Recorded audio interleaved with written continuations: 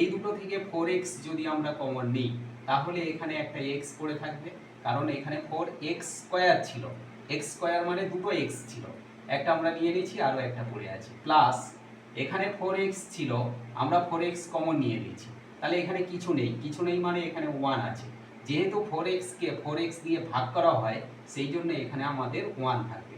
এরপরে এই দুটো থেকে কমন নেওয়ার পালা, এখানে মাইনাস আছে, মাইনাস আমরা কমন নেব। গাইডেন্স সাপোর্ট ম্যাথ এডুকেশন ক্লাসে সবাইকে স্বাগত জানিয়ে শুরু করছি আজকের অঙ্কের ক্লাস। আজকের ক্লাসে থাকছে উৎপাদকের একটা ইম্পর্টেন্ট অঙ্ক।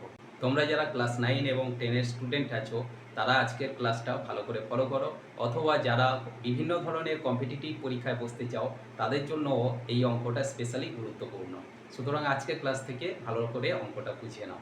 আজকের ক্লাসে অঙ্কটা থাকছে 4x square minus 3x minus 7, এটাকে আমরা উৎপাদকে বিশ্লেষণ করব। দেখো আজকের ক্লাসে উৎপাদকের অঙ্ক।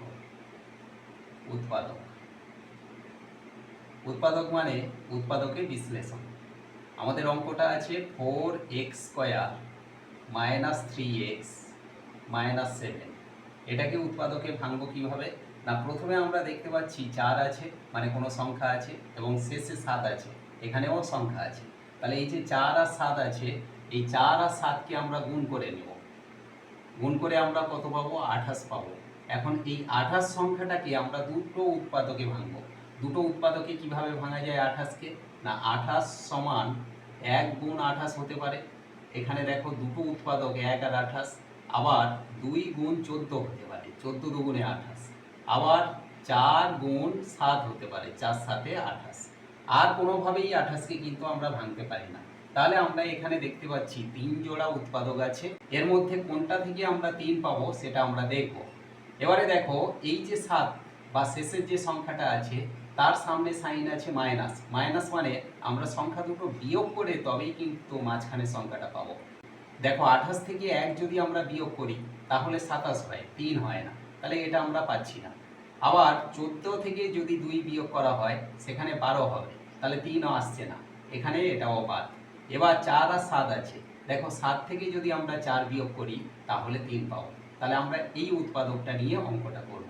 তাহলে এখানে আমরা সমান দেব 4x স্কয়ার যেমন আছে এটাকে রেখে দেব, মাইনাস এই মিডিল টার্ম মানে মধ্যসহগ বিশ্লেষণ, এই মাঝখানেরটা ভাঙবো আমরা কিভাবে না, 7 থেকে 4 বিয়োগ করলে তাহলে আমরা 3 পাবো, x গুণ ছিল x গুণ রেখে দেবো। দেখো 7 আর 4 গুণ করলে 28 হয়, আবার 7 থেকে 4 বিয়োগ করলে 3 হয়, আর মাইনাস 7 ছিল এটা আমরা রেখে দেবো। এবারে দেখো এই যে 4x স্কয়ার এটা আমরা রেখে দিলাম, এবার মাইনাস 7-এর সঙ্গে x গুণ হলে মাইনাস 7x হবে, আবার মাইনাসে মাইনাসে প্লাস 4-এর সঙ্গে x গুণ করলে পাবো 4x, মাইনাস 7 যেমন আছে থাকলো, সমান।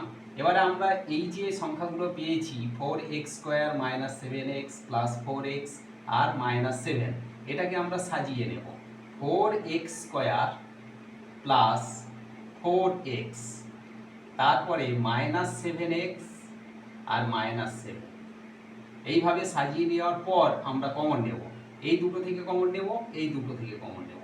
এই দুটো থেকে 4x যদি আমরা কমন নিই তাহলে এখানে একটা x পড়ে থাকবে, কারণ এখানে 4x স্কয়ার ছিল, x স্কয়ার মানে দুটো x ছিল, একটা আমরা নিয়ে নিয়েছি আরও একটা পড়ে আছে, প্লাস এখানে 4x ছিল, আমরা 4x কমন নিয়ে নিয়েছি, তাহলে এখানে কিছু নেই, কিছু নেই মানে এখানে 1 আছে, যেহেতু 4x কে 4x দিয়ে ভাগ করা হয় সেই জন্য এখানে আমাদের 1 থাকবে। এরপরে এই দুটো থেকে কমন নেওয়ার পালা, এখানে মাইনাস আছে, মাইনাস আমরা কমন নেব, এখানে 7x আছে, এখানে 7 আছে, তাহলে 7 যদি আমরা কমন নিই এখানে x পড়ে থাকবে, আর এখানে হয়ে যাবে প্লাস, কারণ এই প্লাসের সঙ্গে মাইনাস গুণ করলে তবেই আমরা মাইনাস পাবো, 7কে 7 দিয়ে ভাগ করলে ঠিক একই সিস্টেমে এখানে আমরা 1 পাবো।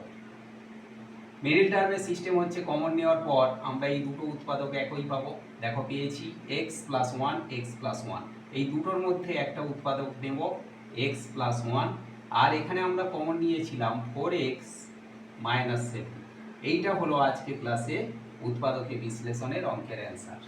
আশা করি সহজ সরল পদ্ধতিতে আজকের এই উৎপাদকে বিশ্লেষণের অঙ্কটা তোমরা ক্লিয়ারলি বুঝতে পারলে। এমন সব অঙ্কের সহজ সরল ভিডিও পাওয়ার জন্য অবশ্যই গাইডেন্স সাপোর্ট চ্যানেলটিকে সাবস্ক্রাইব করে সঙ্গে থেকো। সবাই ভালো থেকো, সুস্থ থেকো। দেখা হচ্ছে পরবর্তী ক্লাস।